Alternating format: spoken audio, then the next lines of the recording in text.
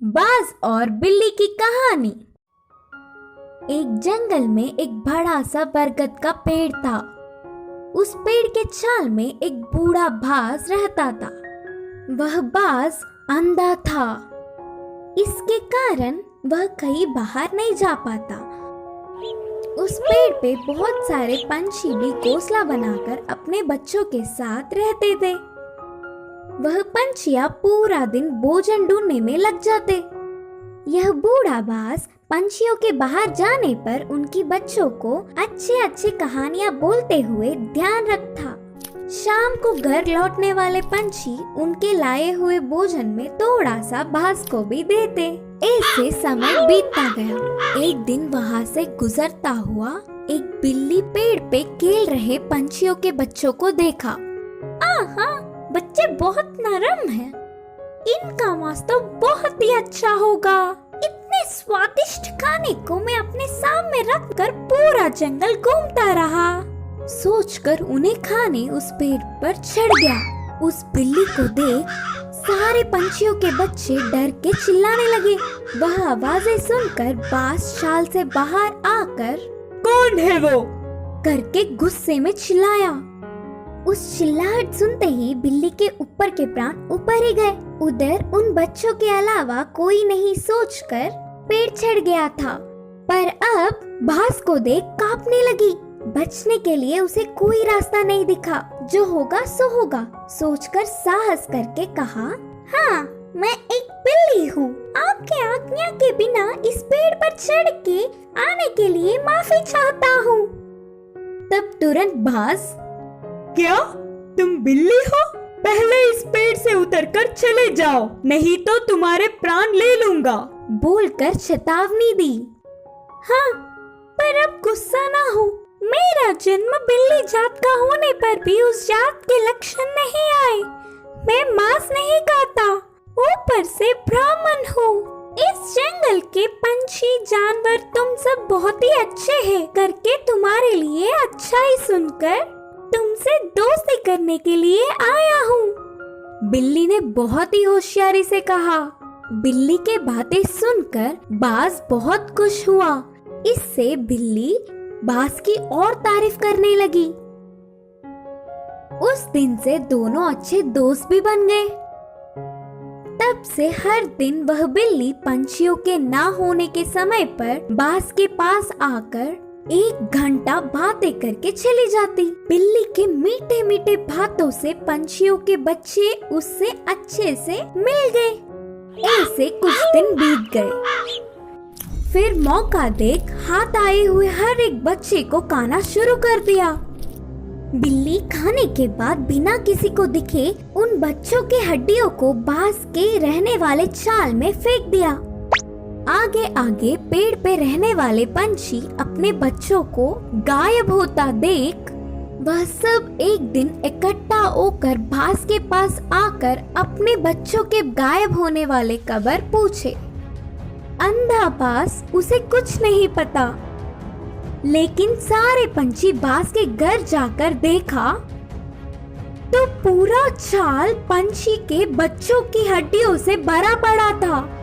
बिल्ली के बारे में ना कुछ जाने बिना सारे पंछी बाज ही उनके बच्चों को मारकर खाया होगा सोचकर उस बूढ़े बाज को अपने नुकीले चोंचों से वार कर करके मार दिया। करके पीड़ित होते हुए बाज ने अपने प्राण छोड़े। इस कहानी की शिक्षा है कि जन्मजात के लक्षण मरने से भी नहीं मिटते। कुएं में हीरे का कंगन। एक गांव में रामू नाम का एक लड़का रहा करता था। एक दिन जब उसकी माँ घर साफ कर रही थी तब उसे एक पुराने जमाने का सोने का कड़ा मिला। वो उसे अपने हाथ में लेकर कहने लगा, माँ, मुझे ये कड़ा एक दिन के लिए पहनने को दो ना। बेटे की इस ख्वाहिश को देखकर माँ ने कहा, ठीक है बेटा, पहन लो, लेकिन याद रखना कोई साधारण कड़ा नहीं है। ये तो सोने का कड़ा है। आज इसे पहन लो और कल तुम्हारे पिता को बिना बताए हम इसे वापस अलमारी में रख देंगे। जैसे ही इसकी माँ ने कहा वो तुरंत कड़े को पहन के सारा गांव घूमने लगा। रात में भी उसने उस कड़े को खुद से दूर नहीं किया और अपने पास ही रखकर सुकून से सो गया। उस रात उसके गांव में चोर घुस आए और जिसके घर से उन्हें जो कुछ मिलता था, जैसे पैसे, जेवर, सोना, सब उठाकर ले जाते थे। सुबह जब उसके गांव वालों को पता चला कि उनकी सभी मूल्य चीजें चोरी हो चुकी हैं, वो सब शोर मचाने लगे। कितना ढूंढने पर भी चोर का पता नहीं चला। रामू की वजह से उसके पुरखों का सोने का कड़ा चोरी हो चुका था। ये सुनकर उसके पिताजी को बहुत गुस्सा आया और वो डांटने और मारने लगे। कुछ देर बाद उसने कहा, वो कोई खिलौना नहीं था जो तुमने खो दिया, वो मेरे पुरखों की निशानी थी। अब दोबारा मुझे अपनी सूरत नहीं दिखाना, निकल जाओ यहाँ से। बेटे को कड़ा देने के लिए वो अब अपनी पत्नी को भी डांटने लगा। वहीं रामू अपने पिता से मार खाकर बहुत दुखी होकर घर से रोते रोते निकल गया।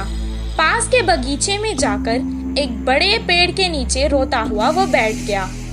वहीं पेड़ के नीचे जो चोर ने उसका कड़ा चुराया था, वो चोरी किया हुआ सामान वहां बंटवारा कर रहे थे। वो दोनों चोर जोर जोर से बात कर रहे थे। ये सुनकर रामू को पता चल गया कि वो वही चोर है। वो धीरे से वहां से उठा और कुएं के पास जाकर कुएं में देखकर रोने लगा और कहने लगा कि उसके हीरों का कड़ा कुएं में गिर गया है। उसके रोने की आवाज सुनकर चोर उसके पास आए और रामू से पूछने लगे कि वो क्यों रो रहा है। रामू ने जवाब दिया, मेरे दादा बहुत बड़े पंडित थे और उन्होंने एक जमींदार के पास पूजा की थी, तो उन्होंने उन्हें तोहफे में एक हीरो से भरा हुआ सोने का कड़ा दिया था। वो कड़ा मैं मेरे घर वालों को बिना बताए पहनकर आ गया था और यहाँ आकर खेल रहा था और अचानक मेरे हाथ से वो कड़ा फिसल कर गिर गया था। जब मैं उस कड़े को हाथ लगाता था तब भी वो मुझे डांटते थे और अगर मैं उन्हें बताऊंगा कि मेरे हाथ से वो कुएं में गिर गया तो वो मुझे मार देंगे। हीरो का कड़ा कुएं में है सुनकर ही वो दोनों लड़ने लगे कि कौन कुएं में जाकर कड़ा लाएगा। दोनों अपने हाथ में रखे सामान को जमीन पर रखकर एक साथ कुएं में कूद गए। जैसे ही रामू ने ये देखा, वो तुरंत पैसे और जेवर लेकर भागकर गांव वापस आ गया। आकर गांव के बड़ों को उन चोरों के बारे में बताया। तब सब गांव वाले कुएं के पास आए और उन दोनों चोरों को पकड़कर मारा और उन्हें बहुत अच्छा सबक सिखाया। सबके जेवर और पैसे उन्हें वापस मिल गए। रामू और उसके परिवार को उनका पुश्तैनी कड़ा वापस भी मिल गया था और रामू की होशियारी की वजह से रामू को खूब शाबाशी भी मिली। इस कहानी से हमें ये शिक्षा मिलती है कि समय पर चतुराई दिखाने से मुश्किल समस्या भी टल सकती है। पछताने वाला मोर। एक जंगल में कौवा पंछी बहुत अच्छे मित्र थे। वे एक दूसरों की मुश्किलों में मदद करते थे। एक दिन कौवा पंछी के रहने वाले जगह पर बचाओ बचाओ मित्र बचाओ बोलते हुए कांपता एक मोर उनके पास भागते हुए आया। क्या हुआ मित्र, कहाँ से भागते आ रहे हो? इतने परेशान क्यों हो? मुझ पर शिकारी की नजर पड़ी, वह मेरे पीछे पड़ता आ रहा है तो बचने के लिए भागता हुआ रास्ता भूलकर तुम्हारे सामने आई। अब तुम्हें ही मुझे बचाना होगा। अच्छा ठीक है यार, पंछी ने कहा। कौवा पंछी ने उस मोर का साथ दिया। फिर से वापस जाने के लिए रास्ता भूलने के कारण कौवा पंछी के साथ वहीं रहते हुए मोर अच्छी मित्र बन गई। उनकी मित्रता कुछ दिन अच्छा था। कौवा पंछी के बीच के मित्रता ना सह पाते हुए मोर जलने लगी। किसी भी तरह कौवा पंछी को अलग करना चाहती थी। एक दिन कौवा भोजन के लिए बाहर जाने के समय पर मोर ने पंछी से कहा, मित्र तुम कौवे से इतना ज्यादा मित्रता बढ़ाकर बहुत ही नजदीक रह रहे हो। क्या तुमने उसकी बदसूरती कभी नहीं देखी? उसे देख सब चिढ़ जाते हैं। तुम्हारा उससे दूर रहने में ही भलाई है। मैं जो कहनी चाहती थी वो कह चुकी, बाकी तुम्हारी मर्जी। वह सुनकर अचानक चौंकने वाला पंछी मोर से कहा, हाँ सच्ची, मैंने इतने दिनों से कौवे के बारे में सोचने की कोशिश भी नहीं की। हट, उससे क्या दोस्ती, उससे क्या मित्रता। तुम्हारे जैसे सुंदर वालों से मित्रता करने से मेरा मूल्य और होदा बढ़ेंगे। उसकी चाल सफल हुई करके मोर खुश हुई। आगे आगे मोर पंछी के व्यवहार में परिवर्तन देख कौवा उसे दूर करने की बुरी सोच को समझी।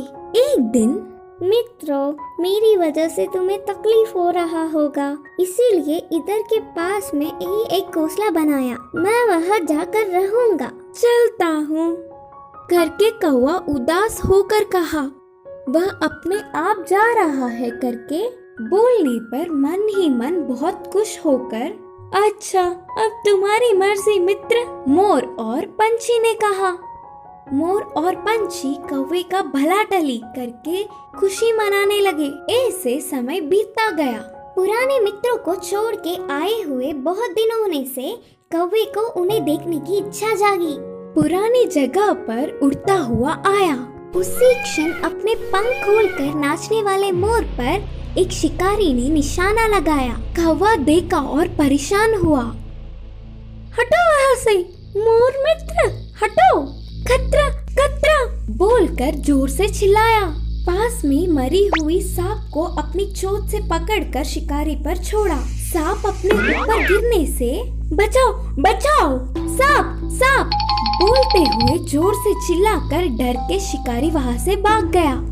यह सब देखकर मोर के होश उड़ गए। भागते हुए आकर कौवे की चरणों पर गिरी और रोते हुए कहा, माफ कर दो मित्र, सुंदरता के घमंड में मैं मेरे मुश्किल समय में मदद करने वाले तुम्हें धोखा दिया, लेकिन तुमने मेरे प्राण बचाए।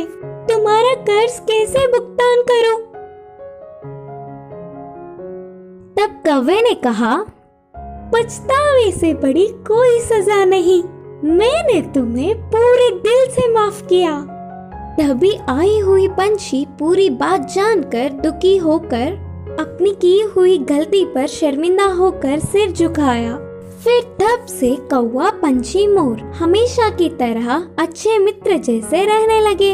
इस कहानी की शिक्षा है कि अपने भूलों को भी भुलाने वाला ही सच्चा मित्र होता है।